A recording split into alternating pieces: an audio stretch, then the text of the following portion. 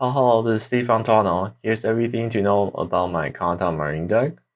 So starting with Kanata, the Kanata has a 2-1 changer into it. So when you play the stock soul, you can put this card from stage waiting room and play the 3-2 Kanata from hand. And 3-2 Kanata, when you play it from hand, you heal 1.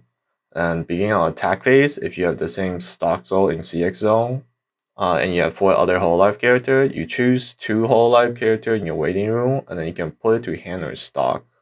And the 2-1 is also a 3k counter while in hand. So the goal of the game is to double change level 2.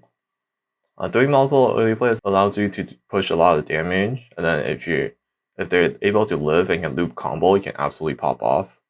And the level 0 here, you can hand bond to a level 3 Kanata. And then the second effect is ditch one sack this, and you can salvage a whole life character. So the usual combo is you play this, you hand bond on level 3, and then you ditch sack salvage the counter. This one card essentially turns into one Kanata change. You just need 2 additional hand to do it. So when you hit level 2 all the times, if you have a 2-1 counter on a 3-2 Kanata in hand and 1 bonder, that's double change ready. And then the last piece to Kanata is the Wingsworn. So this Wingsworn, if you have 2 other characters, it gives a little 3 Kanata 1k, and then it's the Wingsworn 5 drop Wingsworn. So the goal is to have 2 of these at the back, so your Kanata will be 12k constant, which becomes really annoying to deal with.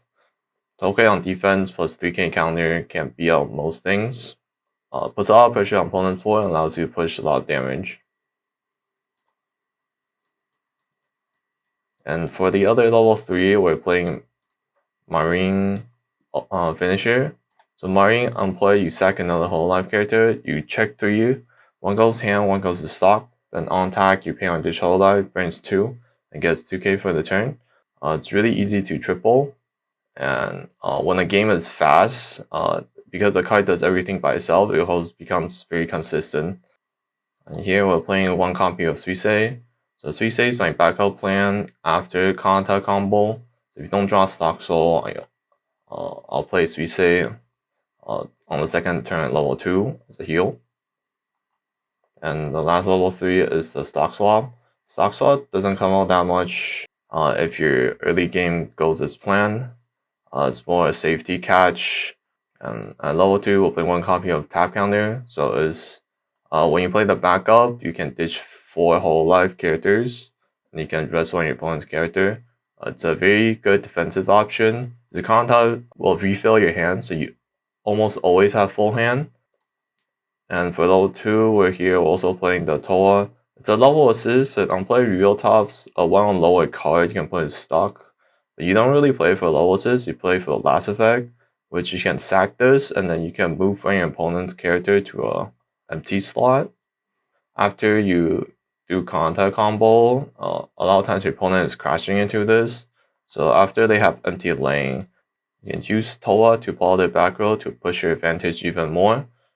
One of the ways to do this, you play this, you pull one of their back row up, and you can play this Bonder, and you dish sack it to grab Toa back, and then you can pull up the other back row as well.